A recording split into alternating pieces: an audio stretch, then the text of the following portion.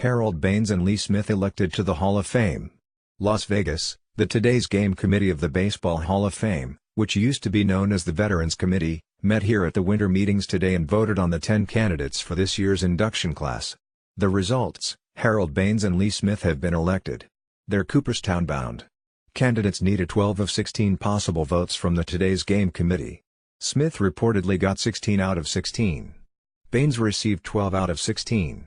Lupiniya, also on the ballot, fell one short at 11. No one else got as many as 5 votes.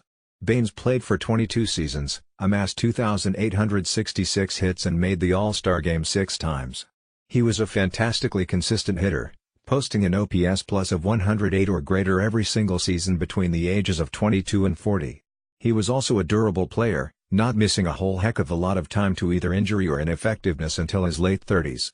Even then he managed to hang around until he was 42 years old. In the early part of his career, with the Chicago White Sox, he was the star of the team and the face of the organization. Smith was one of the first of the single-inning closers, setting the standard for what we now think of as the best relievers in the game.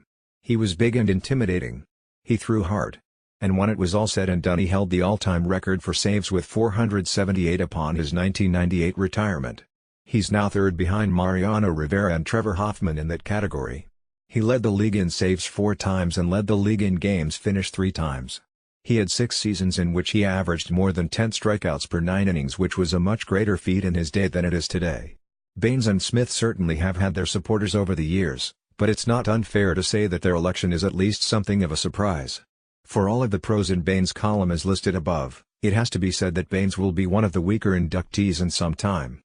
He led the league in exactly one offensive category in his long career, slugging percentage in 1984. He was rarely a top 10 finisher in the most important offensive categories. His highest finish in MVP balloting came in 1985 when he came in 9th. While Baines may have meant a lot to the White Sox in the first part of his career, there is no way one can honestly argue that he was ever the best player in the game or even one of the best 5, 6 or, usually, 10. His failure to rank highly in hitting categories is especially notable given that over 1,600 of his 2,830 career games came at DH. He was certainly not thought of as a Hall of Famer by the men and women who covered him during his day. He was on the ballot 5 times and never received more than 6.1% of the vote. He fell off the ballot in 2011 when he received 4.8%. Smith was a stronger candidate by most measures. In addition to helping transform the role of relief pitchers in the game, he did end his career as the all-time leader in the statistic that, for better or worse, defines closers. The Bull likewise thought more highly of him, leaving him on the ballot for a full 15 years, at times gaining over 50% of the vote. No matter what one may say about their cases now, however, the vote is in and each of them will be Hall of Famers come next July. Not making the cut were the other 8 nominees: Albert Bell, Joe Carter, Will Clark, Orel Hershiser, Davey Johnson, Charlie Manuel, Lupini Aya, and George Steinbrenner.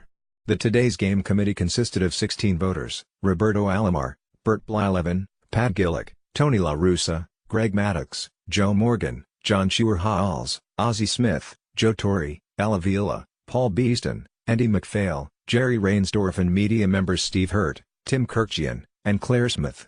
Hall of Fame Weekend 2019 will be held July 19th to 22nd, with the induction ceremony on Sunday, July 21st.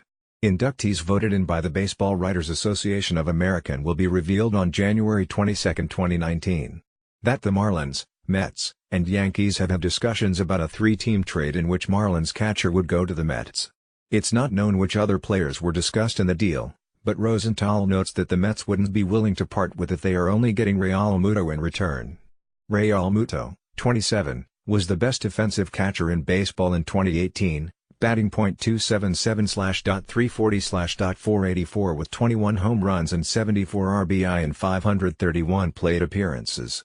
He has 2 more years of team control remaining until he becomes eligible for free agency, adding to his value. The Mets catching core currently includes end, so Real Muto would be a significant upgrade.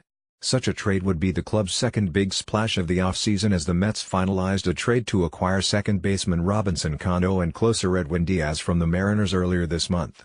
Interestingly, the Mets and Yankees haven't made a deal involving major league players since December 2004, when the two sides swapped pitchers Mike Stanton and Felix Urrutia.